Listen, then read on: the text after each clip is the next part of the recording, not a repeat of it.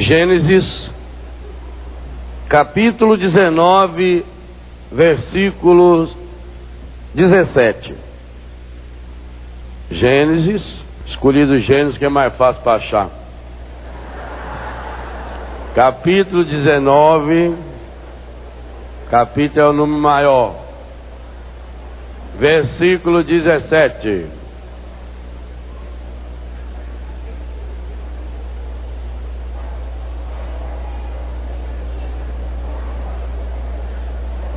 Um dos anjos disse-lhe, aqui está falando da destruição de Sodoma e Gomorra, das armas que o encardido usa para destruir o ser humano, porque ele não quer formar esse povo novo e quer esse povo novo fraco, e ele tem muitas armas. Mas nós temos uma poderosa arma contra ele, e é essa arma que nós queremos usar agora. Talvez o mundo que a gente esteja vivendo, em muitas coisas, seja bem parecido com Sodoma e Gomorra. Até porque, se nós olharmos os versículos anteriores ao 17, o povo não acreditava naqueles sinais tão evidentes de destruição, ou pior, de destruição, ou pior, de autodestruição. Mas Ló acreditou. O anjo o gruda pela mão, o puxa para fora da cidade. Deus às vezes faz isso com a gente também, nos dá um puxão, por um acontecimento, por uma dificuldade da vida até, e nos dá uma ordem. E eu penso que essa é a ordem de Deus também para nós, no penúltimo dia desse mês, desse ano, desse século, desse milênio, para de fato iniciar esse tempo novo de Deus. E Deus então, através do anjo, disse-lhe e diz a cada um de nós hoje: salva-te, se queres conservar tua vida. A primeira grande ordem de Deus: salva-te, se queres conservar a tua vida. Diga que para quem está do seu lado: salva-te, se queres conservar a tua vida. Mas conservar a tua vida em Deus. Salva-te de tudo isso, de todas essas armadilhas de destruição que o Padre Jonas falava no primeiro momento dessa manhã. E para que aconteça essa salvação de Deus, Deus dá a Ló e a nós 3 ordens. Primeira ordem, vamos ler juntos: não olhes para trás. Repita, a primeira ordem: não olhes para trás. Segunda ordem: não te detenhas em parte alguma da planície. Repita, não te detenhas em parte alguma da planície. Terceira e mais importante ainda: foge para a montanha, senão perecerás. Palavra do Senhor. E essa é uma palavra forte para nós, para esse novo começo, esse tempo novo, esse século novo, esse milênio novo. Nós estamos perecendo. O mundo está vivendo, e basta olhar essas retrospectivas que os outros canais de televisão apresentam, o mundo está mergulhado, como Sodoma e Gomorra, nesses pecados que o encardido oferece como se fossem coisas bonitas, boas e agradáveis. Vocês vejam que no final de semana passado, final de semana do Natal, só na estrada morreram 104 pessoas de acidente. E a grande maioria em consequência do álcool, da alta velocidade. O mundo está perecendo. E essa é a primeira constatação que nós precisamos ter, porque também estamos mergulhados nesse mundo e estamos perecendo juntos.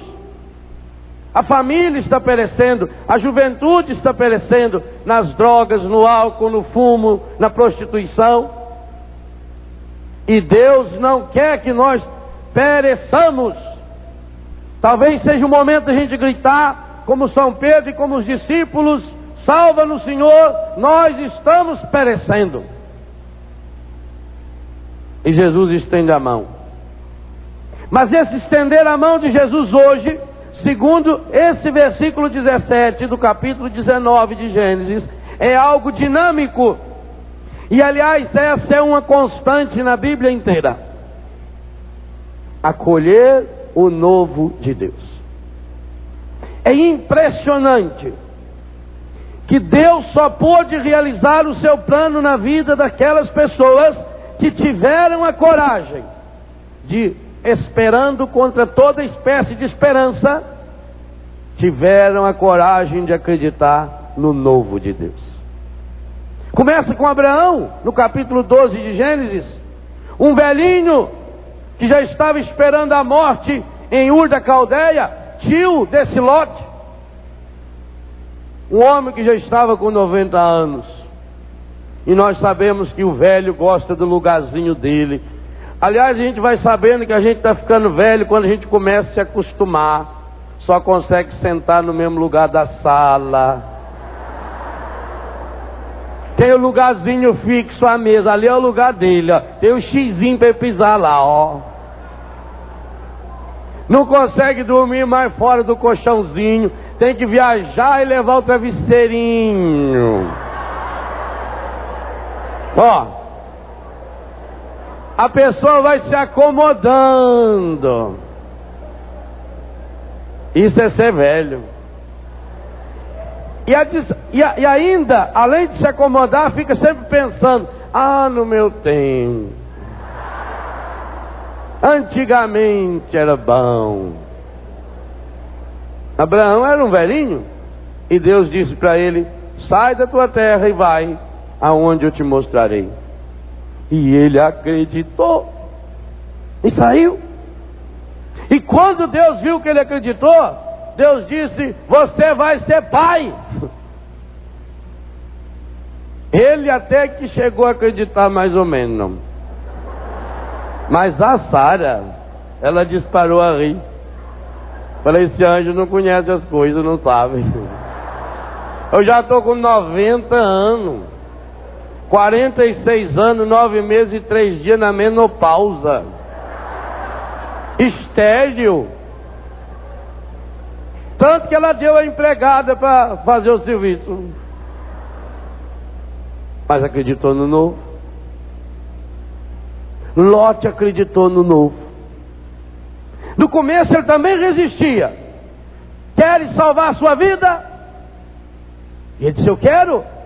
E ele foi nos genros, e foi no outro genro, e foi em um, e foi. E cada um estava fazendo festa. Depois você leia esses 16 primeiros versículos do capítulo 19.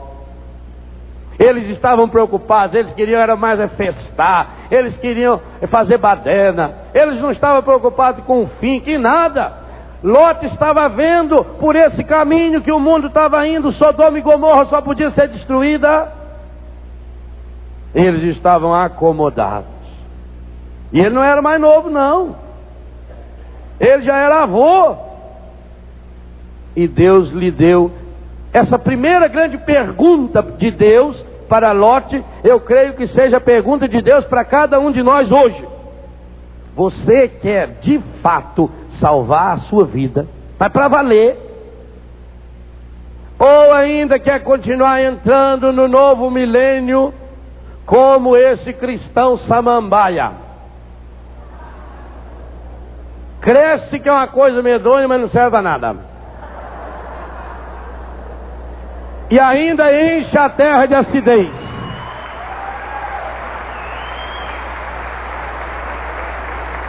Quer salvar a sua vida para valer? Então é olhar para esse Salvador que nos dá 3 ordens. e 3 ordens lindas de cura interior, de restauração, de transformação, de mudança de vida. E 3 ordens que nós vamos retomar muitas e muitas vezes ao longo do dia de hoje, do dia de amanhã e na segunda-feira, o primeiro dia do novo século. A primeira grande ordem de Deus: não olhe para trás.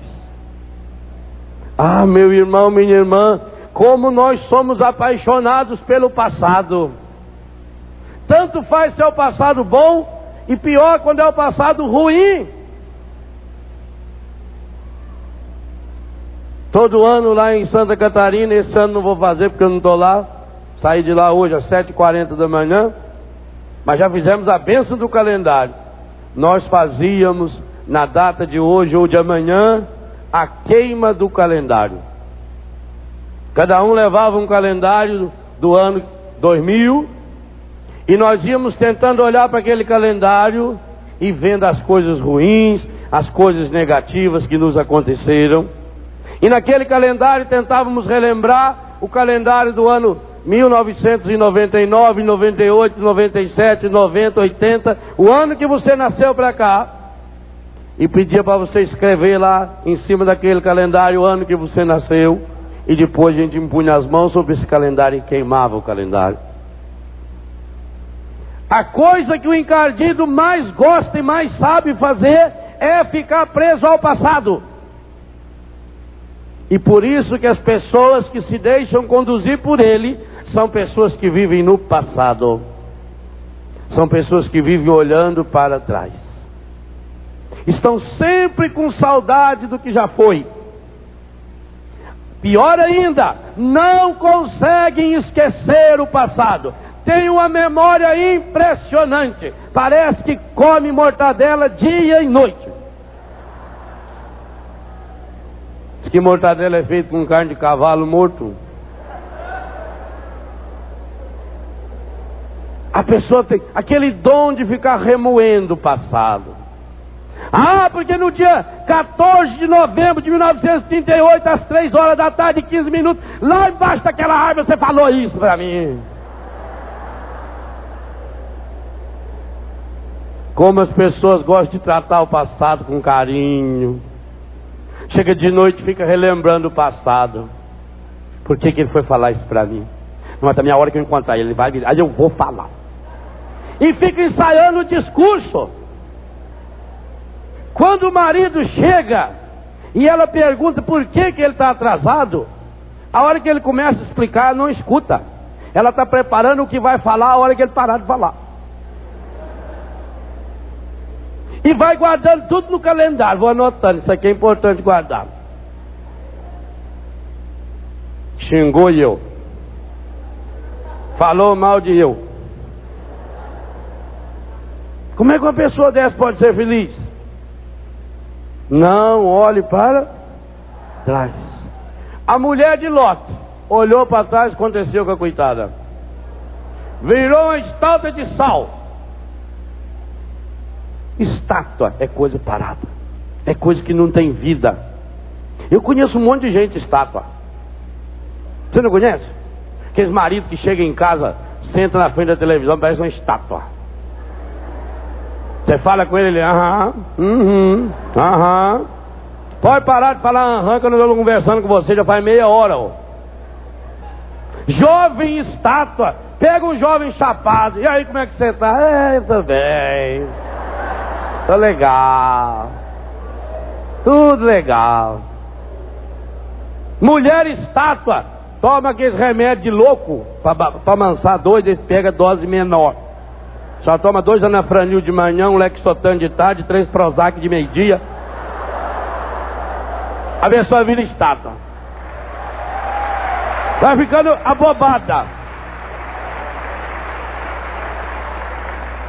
Como é que a senhora está? Já estou melhor, já estou melhorando. Estou melhorzinho. Tinha que não morre de uma vez, né? É estátua, e é de sal, é amarga, é azeda. Só sabe ver coisa ruim. Tem o dom de guardar tudo que é ruim.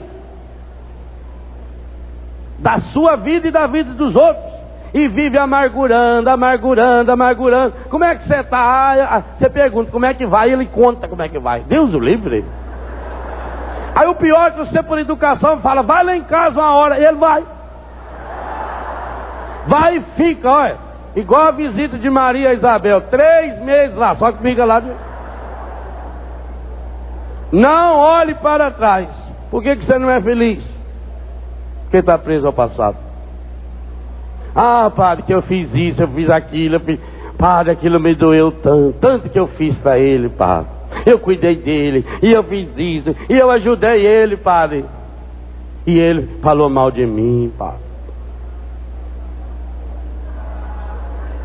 Fica remoendo aquela amargura. Ai, que amargura da vida. Estátua de sal. Estátua de sal tem que dar para as vacas lamber. Quem gosta de lamber sal é vaca. Não olhe para trás. Não faz igual um governador de Minas, quando inaugurou a ala nova da Fiat, deram a ele um Fiat Uno que tinha limpador de vidro traseiro. Ele foi de ré, de Divinópolis até Belo Horizonte.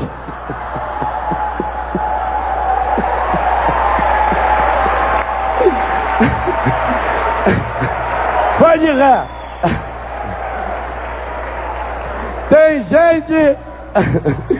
Tem gente que engatou uma ré na vida. Você sabe dirigir carro? Quando é que a gente usa ré? Não, senhor. Quando você quer ir para trás, você vira o carro e vai. Para isso que tem volante. A ré não é para ir para trás. Esse é um erro. A ré você usa quando precisar fazer uma manobra e for absolutamente impossível ir para frente. Quando se estiver num lugar muito estreito. E ainda tem 2 regras para usar a ré. Primeira, com muita atenção. Por isso você tem 2 espelhos retrovisor aqui, um aqui, ainda tem gente que olha e fica olhando para trás. E a segunda, devagarzinho. Você imagina você engatar uma ré aqui e ir até São Paulo de ré. Vai fundir o motor do carro, vai dar problema no pescoço da pessoa e vai confundir os outros motoristas que estão vindo, porque não sabe se você está indo ou se está voltando. Dá um problema sério. Tem gente que engatou uma ré na vida. Marido que engatou uma ré na vida, mulher que engatou. Filho, hoje tem uma ordem para você. Não olhe para... É fácil. São Jerônimo, o homem que traduziu a Bíblia para a Vulgata.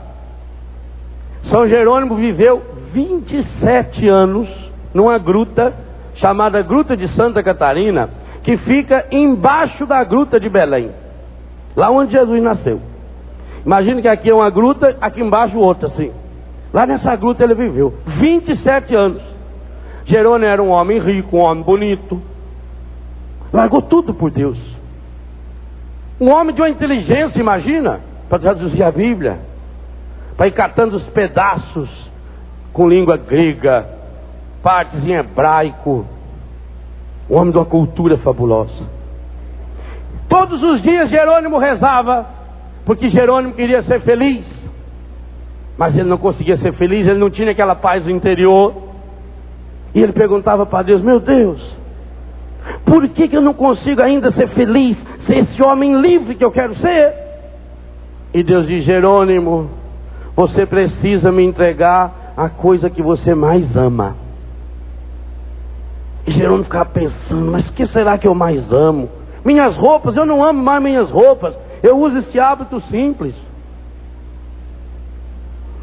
Minha inteligência, eu não amo mais minha inteligência, tanto que eu não leio mais nenhum livro, a não ser livro que me ajude na minha missão de evangelizar. O meu corpo, eu já entreguei o meu corpo, eu procuro viver no jejum, eu me consagrei inteiro na sexualidade, eu vivo a castidade. O que será que eu preciso entregar? Jerônimo, você precisa me entregar aquilo que você mais ama. E aquilo ficou encafifando na cabeça dele. O que será que eu mais amo? Minha família não é mais.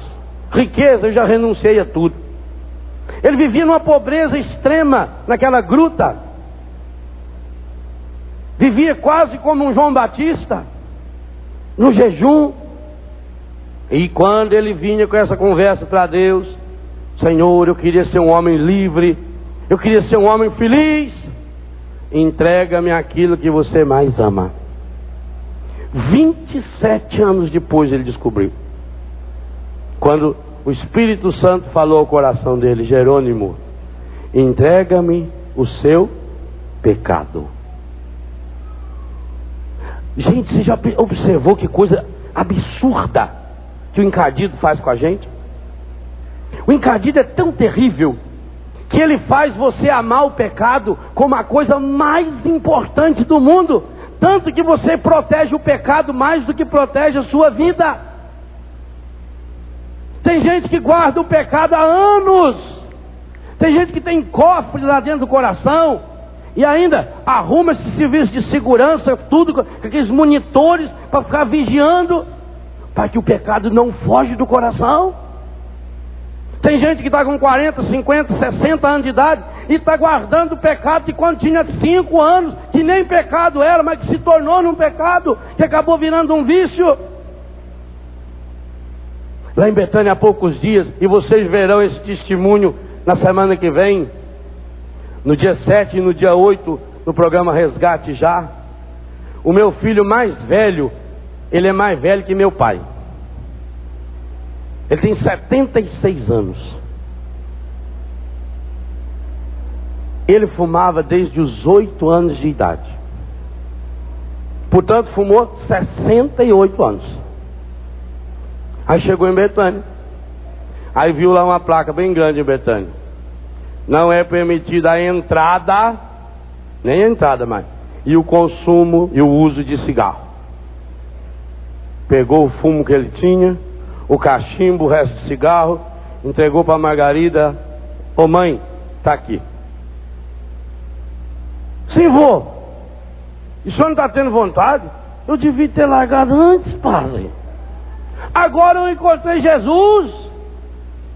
68 anos. Ele disse ao Dunga: foi a mesma coisa que tirar daqui e pôr lá. Acabou.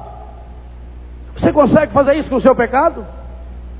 A gente ama o pecado, a gente ama o vício. Aí eu queria parar de fumar, mas aí, não, então eu vou diminuir. Agora eu só vou fumar um cigarrinho à noite, depois da janta, e passo o dia inteiro pensando: aí tomara que chegue logo a hora da janta para fumar. Tá igual os dois compadres que combinaram de ir pescar. Mas como as mulheres deles viviam reclamando que toda vez que eles iam pescar e só ia para beber, eles combinaram: não, nós não vai beber. Aí combinaram, quando se encontraram de manhã, um estava com 2 embornazinhos. Sabe o que é embornar? Que é as bochas de tiracolo de mineiro, pendurar assim do lado. Alguma coisa eu traduzo do idioma que alguns não sabem, Jaque. 2 embornazinhos. Aí eu disse: ei, compadre, o que tem nesse bornar aí? Pô, tô levando cachaça. Mas nós combinamos que nós não íamos beber. Mas não é para beber mesmo. É que se caso parecer uma cobra morder nós já tem a cachaça para desinfetar. Sim. E esse outro embornar? Tô levando uma cobra, vai que não aparece uma. Leva junto. Nós fazemos assim com o pecado. No embornazinho eu ponho a cachaça, no outro eu ponho a cobra. Aí eu quero parar de fumar, mas eu compro cigarro e deixo lá. Diminuir piora, porque nós sabemos que mata o ruim, quanto mais você corta, mais ele engrossa e mais forte ele vem. Corta um mata-pasto, ele vem com 3, 4 raízes. Tem que arrancar. Será que a gente não ama demais o pecado? Não olhe para trás. Quer salvar sua vida? Não olhe para trás. Mas acontece que o encardido é especialista em gravar os nossos pecados. Ele tem um sistema de laptop de última geração, ligado a telefonia celular, é chamada internet. Eu já expliquei isso aqui alguma vez. Tudo que você faz de errado, ele registra na hora. E tudo que aquelas pessoas que convivem com você faz, ele registra na hora e te manda um backup. E tem uma porção de gente aí que é funcionário do encardido. Vive mandando e-mail inteiro com os backups dos erros dos outros. Soube, comadre? Que coisa não. Mas também nesse mundo, meu filho, assim mesmo, gente. Aqui se faz, aqui é verdade, né? Logo ela que falava tanto da vida dos outros, acontecer com ela, né? A gente não gosta de falar da vida dos outros, mas é. Já notou como você já distribuiu algum disquete por aí? Tem gente que já comprou aquele zip grande assim para caber mais coisa dentro, que é disquete especial. Tem gente que já não adianta mais ter só o endereço, precisa ter um portal inteiro só para gravar os erros seus e dos outros. E grava tudo. O padre Zezinho tem uma câmera, porque câmara, segundo o Braz me ensinou esse tempo, é dos deputados, né? É câmera. E tem uma câmera dessa de televisão, desse tamanho assim, que puxa o trem 450 vezes para perto da gente. Já pensou? Você olha lá naquela árvore e puxa um passarinho. O encardido tem uma que puxa 1,5 milhão, 2 milhões, 3 milhões. Ele puxa o passado inteiro, seu e dos outros, e vai distribuindo cópia.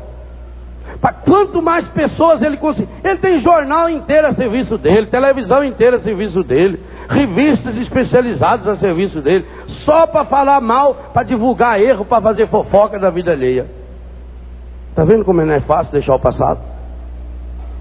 Você quer de fato começar um ano novo? Pensa que é só mudar o calendário? Você tem que se tornar uma pessoa nova. É igual a mulher que foi comprar um vestido. Falou: eu queria comprar um vestido preto, mas que me deixasse linda, maravilhosa e sensual. A moça falou: o vestido nós vende. O resto é com a senhora, minha filha. O vestido tem aqui para vender. Não adianta, ano novo, adeus ano velho. Ano novo, vida nova. E levanta com aquela cara velha, amarrotada, azeda, estátua de sal, desanimado, reclamando. E levanta, a primeira coisa que faz é abrir a sua página, ou o seu calendário, né, o seu diário, e ler tudo de ruim que aconteceu ontem, anteontem, há 10 anos, há 15 anos, há 20 anos. A gente atualiza todo dia o nosso coração com o passado e o pecado. Não olhe para trás. Que ordem difícil. Mas sem essa ordem, ninguém vai conseguir realizar as outras duas que nós vamos falar ainda. E para que a gente tivesse uma certeza absoluta de que é possível viver o novo de Deus, Jesus se fez gente em nosso meio. Que maravilha a leitura do dia 24 de dezembro, a missa da noite do Natal, a primeira leitura, tirada do livro do profeta Isaías, capítulo 9, versículo 1. Aqueles que andavam nas trevas viram uma grande luz. Para aqueles que habitavam. Olha, primeira parte do versículo é aqueles que andam nas trevas. Todos nós aqui já andamos nas trevas, ou não? Num pecado que a gente fez, num erro que a gente fez, numa burrada que a gente fez, ou porque acabou a luz. Agora, aqueles que habitam nas trevas é aquele que vive lá no escuro do pecado. Pode ver que lugar de pecado é lugar escuro, aquela rua escura onde vende droga, onde as pessoas se prostituem. Quando a gente passa em São Paulo de noite, depois da tenda, a gente vai para a rodoviária, na beira daquelas ruas mais escuras, está lá as prostitutas, os travestis. Tem que ser meio na penumbra, não por causa deles, por os fregueses que param para ninguém ver. Você passa em frente a esses bares, assim, você vê que não tem luz. Aqueles que já habitam nas trevas. Jesus veio inaugurar uma era nova. Não essa nova era que esse povo está falando, que começa, e não vai começar coisa nenhuma. A única era nova que começa é Jesus. É aquele que era, que é, que será. Você não entende?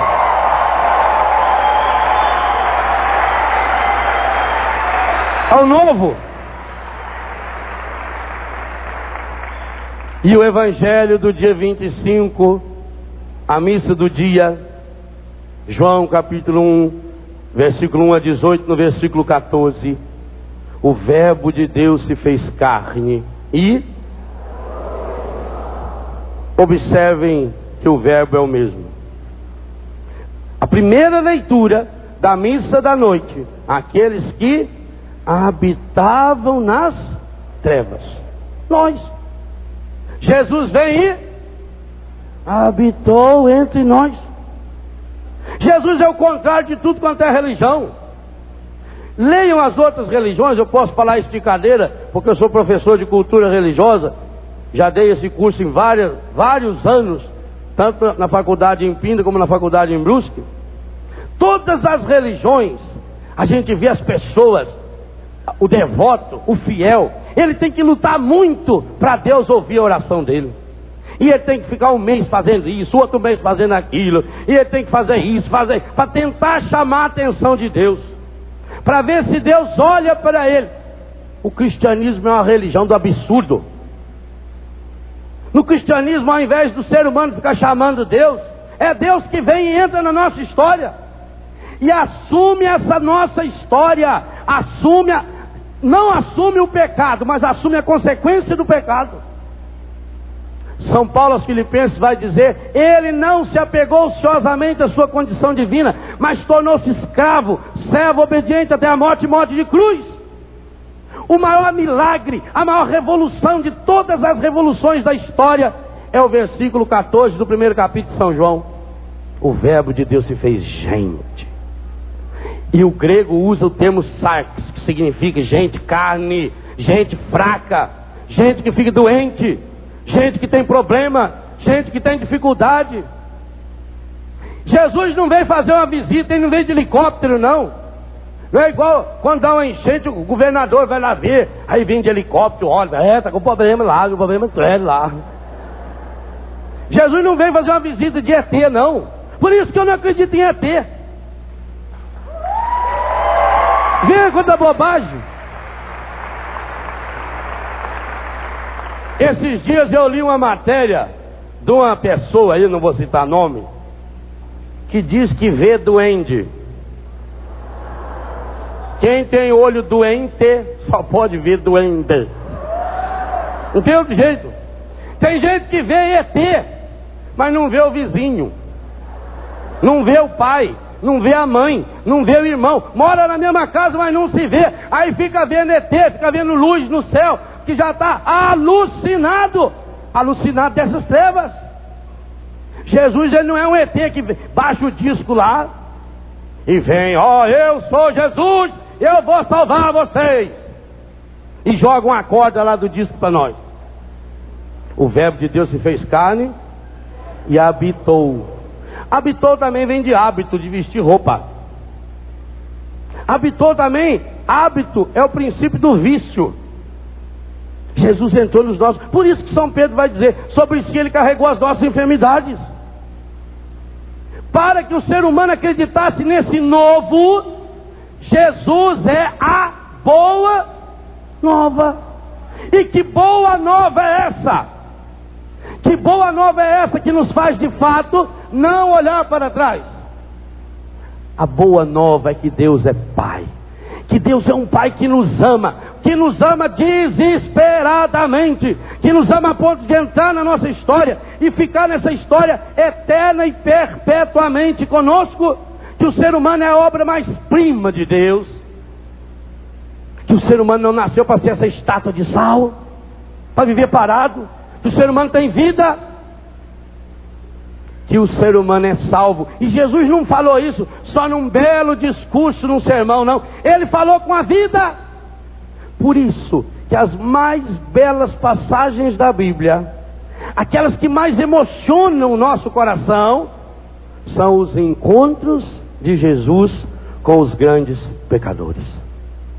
E por que será que esses encontros de Jesus foram tão revolucionários? Porque eles já estavam tão mergulhados no pecado que eles não tinham mais no que se segurar. Enquanto nós temos seguranças humanas, enquanto vivermos nas seguranças mundanas, nós não nos entregamos inteiramente ao Senhor. Enquanto vivemos nas preocupações com as coisas, não demos esse passo ainda. Obrigado. No entanto, os grandes pecadores não. Eles não tinham mais nada a perder. O que Zaqueu tinha a perder? Nada. Ele já tinha descoberto que ele, ficando rico, importante, ladrão, não era feliz. O que aquela prostituída pega em flagrante adultério tinha a perder? Se ela ia ser apedrejada. O que aquela samaritana linda e maravilhosa, uma mulher que arrumou 6 maridos, meu filho, era ajeitada demais, não? A cavala de uma viúva. Tem mulher que para arrumar meio leva a vida inteira. O que essa samaritana tinha a perder? Mais nada. Tanto que ela largou o balde que ela veio buscar água. Todos esses grandes pecadores encontraram com Jesus, e a partir do encontro com Jesus, a vida foi completamente mudada. Então eu pergunto a você e para mim: será que nós realmente nos encontramos com Jesus no Natal? Será? Todos aqueles que se encontraram verdadeiramente com o Senhor começaram uma vida nova, sem nenhuma exceção. A começar dos magos, que foram lá ver o menininho. E diz o Evangelho que depois foram embora andando por outro caminho. Foram lá entregar o ouro, incenso e mirra. Se entregasse só isso, não ia adiantar nada. Talvez no Natal também você tenha dado presentes: ouro, incenso, mirra, uma calça, uma camisa, um sapato, um relógio. Deu de presente. Mas voltou por outro caminho? Se não voltou, você não celebrou Natal ainda. É tempo de celebrá-lo aqui na Canção Nova. Começando dos magos, todos, até Dimas, o ladrão que estava preso na cruz, começou um novo caminho.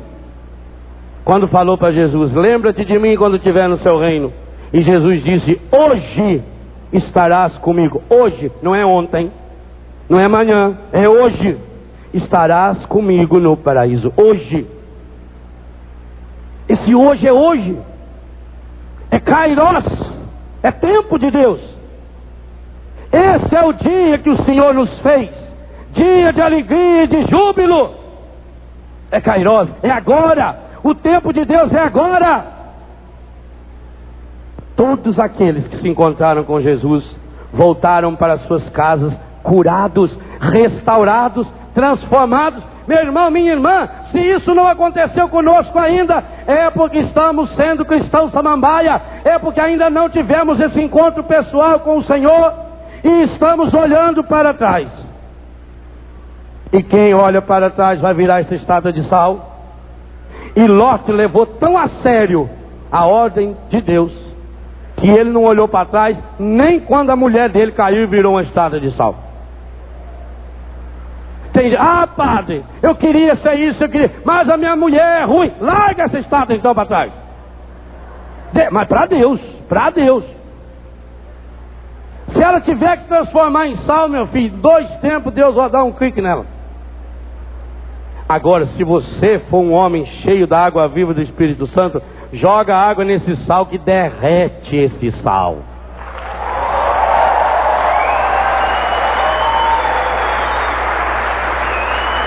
Não olhe para trás.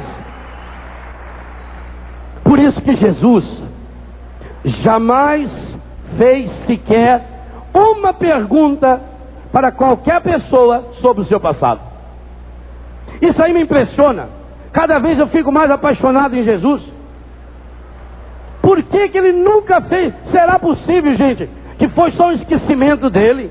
Que ele não perguntou para aquela prostituta: filha, o que aconteceu com você?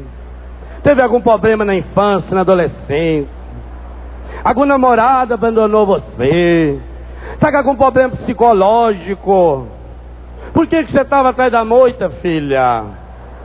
Perguntou? Vá e não peque mais. É hoje. O Zaqueu, hoje a salvação entrou na sua casa. Hoje. Todos aqueles tocaram no Senhor e foram completamente. Aquela mulher, Lucas capítulo 8, versículo 43. A mulher hemorroíça. Ah, como é linda aquela passagem. Aquela mulher era uma mulher que tinha uma doença terrível. Ela tinha uma doença física incurável. Uma doença afetiva terrível. Ninguém podia chegar perto dela. E uma doença espiritual pavorosa. Eu não sei se no Evangelho aparece alguém, ou na história humana aparecesse alguém, numa situação pior do que daquela mulher. Primeiro por ser mulher. E nós sabemos como o povo judeu ainda hoje vive o machismo. Ainda hoje o judeu reza: eu te louvo, Javé, porque eu sou judeu. Eu te louvo porque não nasci mulher. Vocês sabiam, por exemplo, que uma das grandes causas na história do homossexualismo é porque os gregos consideravam a mulher um ser inferior, e por isso eles pegavam meninos, rapazes, para ter relações com eles, porque ao menos eram da mesma raça, do mesmo sexo. Aquela mulher era uma mulher marginalizada. Tinha uma doença, uma hemorragia, uma menstruação contínua, quase que uma leucemia, que ela ia perdendo sangue e perdendo forças. 12 anos, 12 tribos de Israel, 12 apóstolos, 12 meses do ano, o 12. A hora que Jesus foi crucificado, 12. É o completo.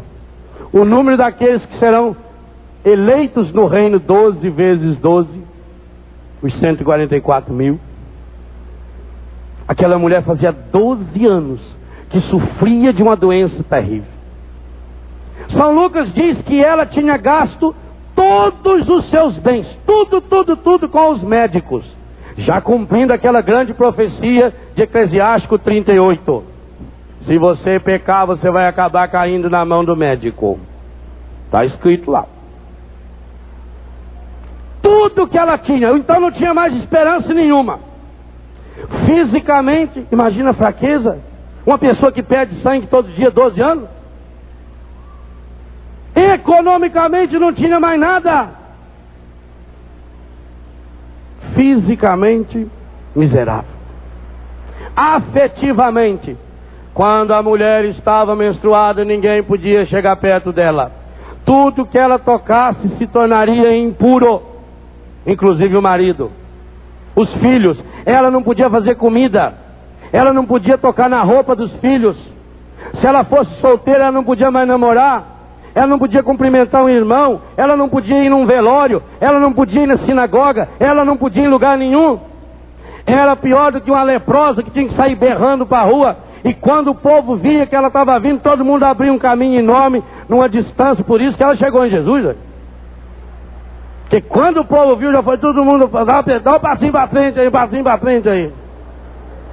Você imagina uma pessoa afetivamente destruída desse jeito? Ninguém quer chegar perto de você. Pensa bem. É uma pessoa que fedia.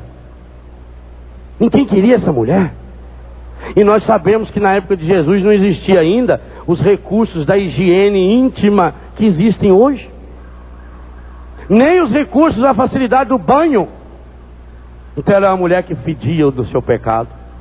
Uma mulher que vivia na mágoa. Você imagina o dia do aniversário dela? Imagina que ela deve ter ficado pensando: por que será que ninguém vem me dar um abraço? Imagina no dia do Natal, se existisse naquela época. Ou na igreja, se ela fosse, ninguém iria dar a paz de Cristo. Ninguém chegava perto dela. Ninguém. Então, fisicamente, economicamente, zerada. Afetivamente, marido, sexualmente, zero. Como mãe, não podia chegar perto dos filhos. Imagina um filho chorando e ela não podia trocá-lo, porque a lei dizia que ela não podia pôr a mão naquela criança. Uma mulher arrasada. Espiritualmente no fundo do poço. Porque todo mundo sabia a doença, castigo de Deus. Aquela doença era um castigo de Deus. Ela devia de ter cometido um pecado grave demais. Imagine o que os vizinhos não falavam dela. Deve ser meia bruxa. Alguma coisa ela tem. Não, você já viu o jeito dela olhar pra gente? Ela não tem cor normal. Ela é branca. Ela tem aqueles olhos fundos. Ela olha na gente assim, aqueles olhos que penetram. Eu fiquei inclusive sabendo de uma senhora vizinha dela que uma vez passou perto dela com um neném. Ela olhou no rapazinho, deu uma olhada no rapazinho. O rapazinho ficou com a arca caída. Não! Ela chega a matar galinha só de olhar na franga. Planta! É verdade, isso é verdade mesmo, porque nós tínhamos uma comadre que deixou uma flor lá na beira da janela. E olha, certinho o dia que ela passou, a flor foi murchando. Você já pensou a criançada, o que não insultava aquela mulher? Quantos apelidos essa coitada não tinha? Coloque-se no lugar dela. Tem gente que reclama da vida, acha que tem problema. Imagine-se no couro dessa coitada. Financeiramente, zero. Fisicamente, zero. Afetivamente, zero. Sexualmente, zero. Familiarmente, zero. Comunitariamente, zero. Espiritualmente, zero. E ela estava de longe, aquela multidão imensa, aquele povo fazendo aquele silêncio, e ela também conseguia escutar aquele homem, e aquele homem falava de um jeito diferente demais. Ah, então é ele que tocou no menino da filha, o filho da viúva de Naim. Então foi ele que multiplicou o pão. É ele. Eu vi falar que lá em Jericó ele fez 2 cegos enxergar. É ele mesmo. Mas ela não podia chegar perto dele. Ela sabia muito bem, ela estava proibida pelos sacerdotes. Os leprosos tinham que se apresentar aos sacerdotes quando eram curados. Era o sacerdote que dizia se ele podia ou não voltar para a comunidade. Como é que ela ia chegar lá na frente? Aquela mulher fez um estudo estratégico. Por onde eu vou chegar? Eu vou chegar escondida. Olha que fé, gente. Que fé linda e maravilhosa. E veio escondidinho. E o povo veio lá, vem, cuidado, mulher. A torneira aberta, vem. Todo mundo foi abrir. Quem queria chegar perto dela? E ela veio e tocou só na orla do manto. Não pôs nem a mão em Jesus, porque ela não queria ficar impura e não queria fazê-lo impuro. Ela pôs a mão só na orla do manto. Por detrás, significa que ela não tinha coragem de se olhar. Significava que ela estava vivendo presa e escondida, estava sempre por trás das pessoas, por trás das coisas, que ela não tinha mais coragem de olhar ninguém de frente. E é isso que o pecado faz com a gente quando a gente peca. O molequinho faz uma coisa errada, a mãe já fala, olha pra mãe. Ele baixinho. Não é assim? Ela estava assim, gente. Quem de nós já teve nessa situação? Eu acho que se juntar todos nós aqui, os pecados de todos nós, não dá 1/1000 do pecado dela. Ela foi por detrás e pôs a mão na roupa de Jesus. Aí Jesus olhou para ela. E aí a cena é fabulosa. É uma daquelas cenas que a gente lê e dá risada meia hora. Jesus para o sermão e profeticamente fala: alguém me tocou. São Pedro começou a rir. Chegou ele no lado e falou: senhor, faz favor, o senhor está tendo uma crise de estrelismo. O senhor não está vendo que a multidão te aperta, te acotovela, o povo está pisoteando na gente, dando peitada em tudo quanto é lado.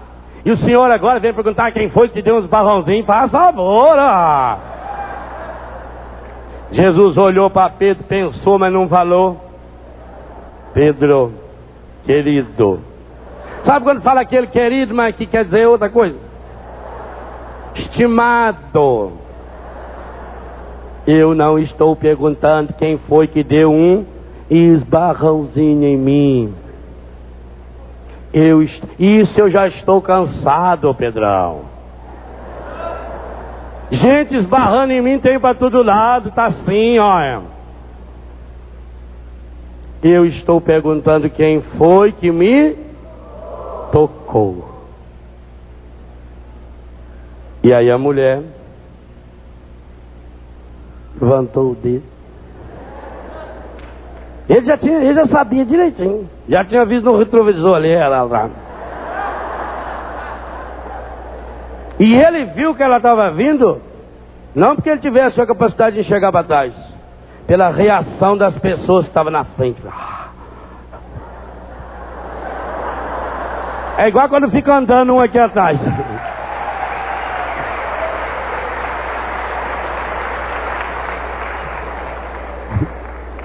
Dá licença para ela, hein? Aí Jesus já percebeu. Jesus olhava para as pessoas e via os olhos das pessoas.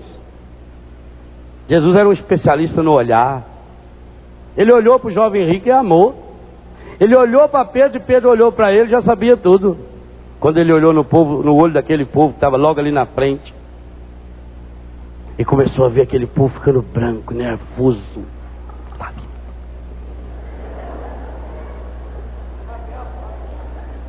Foi eu, Senhor. Ah, que coisa linda. E Jesus olhou para ela. E Jesus não ficou impuro. E ela deixou de ser impura. E ela ficou completamente curada, restaurada.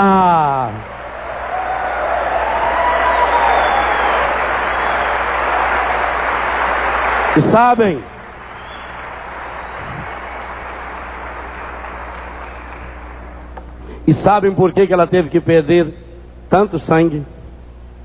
Todo o sangue. Ela perdeu todo o sangue,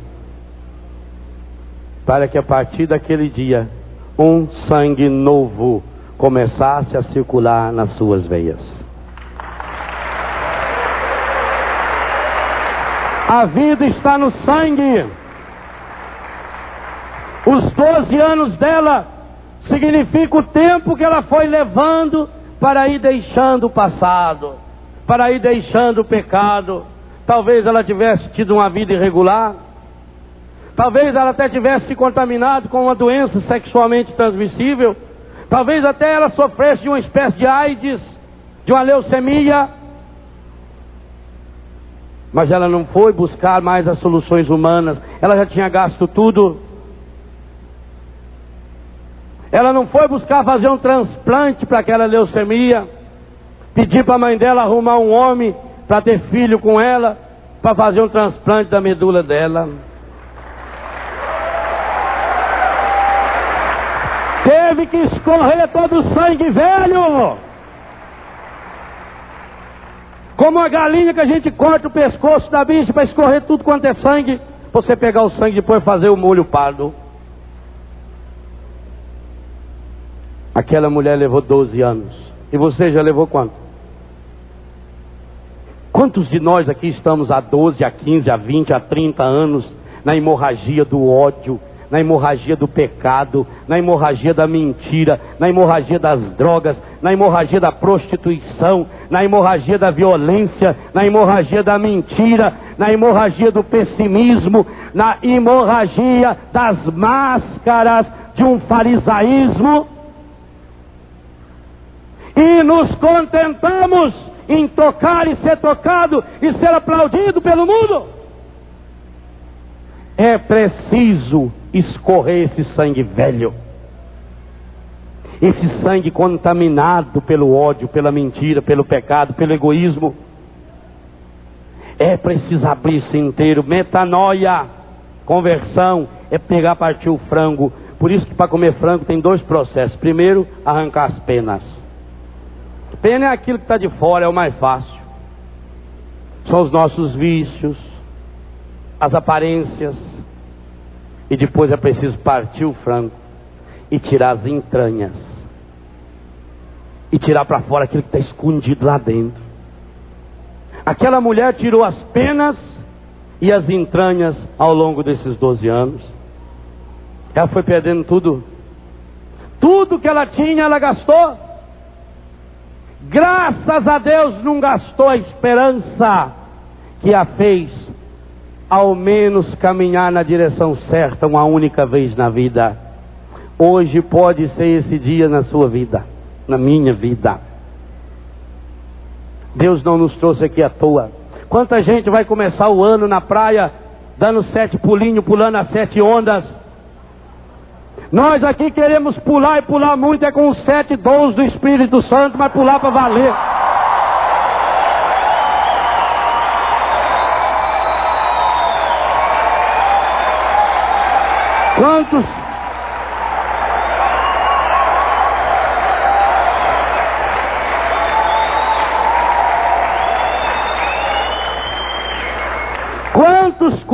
Quantos entra no mar, põe o barquinho e sai de ré? Mulher de Ló. Nós não. Nós vamos entrar num barco único. O barco que ele mesmo pilotou, que ele navegou, e não olhar para trás, mas olhar para o alvo, para a meta, para onde ele nos aponta. Acolher o novo de Deus. Senhor, eu quero hoje ser como essa mulher hemorroísta. O Senhor me conhece. O Senhor sabe minhas fraquezas, minhas limitações, meus pecados. Eu estou pior que essa mulher, Senhor. Eu já estou há tantos anos, Senhor. Há 12, há 15, há 20 anos na hemorragia do pecado, do ódio, da mentira. O Senhor conhece isso que tira minha força, Senhor. Esse vício que eu não consegui vencer ainda. Essa impureza que eu não consegui vencer ainda, Senhor. Mas nesse penúltimo dia do ano, eu quero como essa hemorroíça, Senhor. Eu quero tocar não só na orla do seu manto. Hoje à tarde eu vou tocá-lo inteiro na Eucaristia, Senhor. E eu quero de fato começar essa vida nova. Por isso eu suplico, Senhor, derrama sobre mim, sobre esse meu irmão, sobre essa minha irmã. Derrama o teu Espírito Santo de amor, Senhor. Hoje, Senhor, eu olho para a minha vida e berro como Pedro e os apóstolos: salva-me, Salva-nos, Senhor. Eu estou perecendo. Nós estamos perecendo. Sim, Senhor, nós estamos sendo enganados pelo inimigo, que vai nos oferecendo o pecado, a mentira, com o gosto gostoso da falsa liberdade. Eu estou há tanto tempo, Senhor, usando essa máscara. O Senhor sabe que lá dentro de mim eu estou cultivando e passando de um ano para o outro os meus pecados, os meus egoísmos. Há quantos e quantos anos, Senhor, eu estou cultivando essa mágoa, esse ódio no meu coração, essa doença, Senhor. Mas hoje eu quero tomar posse dessa palavra, e eu não quero mais olhar para trás. Eu não quero mais voltar para trás. Eu não quero voltar a ser o que eu era, Senhor. Eu preciso tocá-lo, Senhor. O Senhor sabe quanto eu já perdi? Já perdi a minha dignidade, já perdi amigos, já perdi pessoas, já perdi a saúde, Senhor. Tal qual essa hemorroíça, Senhor. Tal qual a mulher de Ló, Senhor, eu estou preso aos meus pecados, cultivando esses pecados.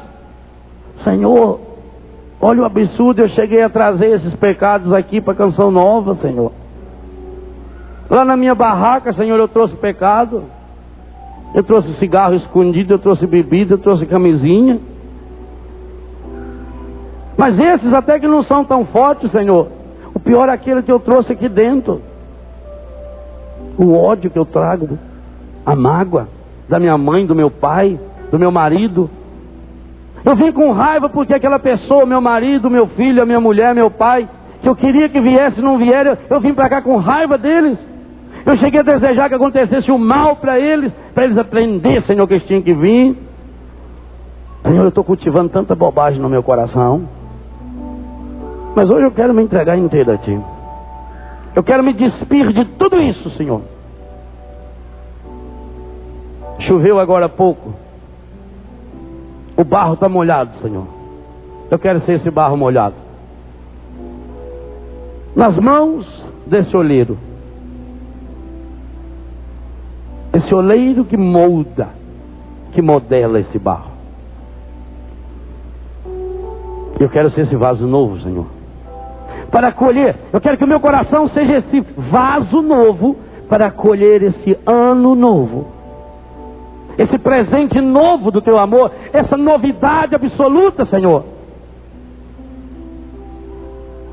Senhor, deixasse que aquela mulher, apesar de que todos estavam olhando para o Senhor e o Senhor sabia que algo estava acontecendo, o Senhor deixou que essa mulher veio e tocou o Senhor. Eu quero tocá-la agora, Senhor. Toque em quem está do seu lado. Quem está do seu lado é o próprio Jesus na pessoa desse irmão. E se você tocar para valer, igual aquela mulher tocou em Jesus, porque ela não tinha mais nenhum recurso. Mas se você deixou o seu recurso ainda, se você acha que você vai conseguir saída por si mesmo desse vício, desse pecado, então não adianta tocar.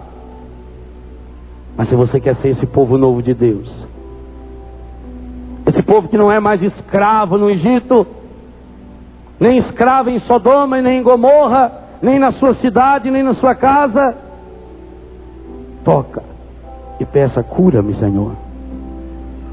Senhor, eu estou perecendo e eu quero salvar a minha vida, mas por mim mesmo eu não consigo me salvar. Salva-me, Senhor. Sim, Senhor, estica a sua mão. Como nos lembra o Salmo 129, estica a sua mão lá no profundo, Senhor. Arranca-me desse lodo, desse charco de pecado. Eu quero experimentar essa copiosa redenção hoje, Senhor. Sim, Senhor, eu estou mergulhado no pecado. Eu estou até o pescoço do pecado, Senhor. Eu estou amarrado pelo pecado, pelo vício, por essa infidelidade. Eu quero sair, eu não consigo, Senhor. Mas Tu me ofereces esse novo e eu quero acolher esse novo. Eu quero abrir meu coração para esse novo. Eu quero receber esse novo. Sim, Senhor. Tu que te tornastes carne e viesse habitar entre nós. Tu, ó Senhor, que armou a sua tenda entre nós. No credo nós dizemos que o Senhor, quando morreu, desceu à mansão dos mortos, que o Senhor desceu aos infernos. E descer aos infernos significa ir lá naquele lugar onde a gente se encontra mais sozinho e mais abandonado. Ir naquele lugar onde a gente está vivendo a profunda depressão, a solidão, a angústia, a tristeza e o medo. Senhor, eu tenho vivido nesse inferno. Porque se o salário do pecado é a morte, Senhor, eu estou vivendo no pecado, mas eu renuncio a esse pecado. E eu te peço agora, Senhor, faz-me um homem novo. Faz-me uma mulher nova, Senhor. Restaurado, curado, sarado, recriado segundo o teu amor. Eu não quero mais olhar para trás, Senhor. Eu entrego o meu passado, Senhor. Todo o meu passado. Tudo que eu sou, tudo que eu tenho, eu te entrego, Senhor. Eu me entrego inteiro a ti, Senhor. E eu te peço, hoje, Senhor, com essa chuva de bênçãos e de graças, lava, purifica, restaura meu coração e minha vida, Senhor. E eu quero entregar o meu coração numa canção nova para ti. Numa canção nova para Deus. Eu não quero mais a canção velha do pecado, a canção velha do egoísmo, a canção velha da mentira. Eu não quero mais. Eu não quero mais a canção velha dos vícios. Eu quero entregar-me inteiro nessa nova canção, nessa canção de Deus, nesse povo novo, amado, sarado, curado, restaurado. Toca-me, Senhor.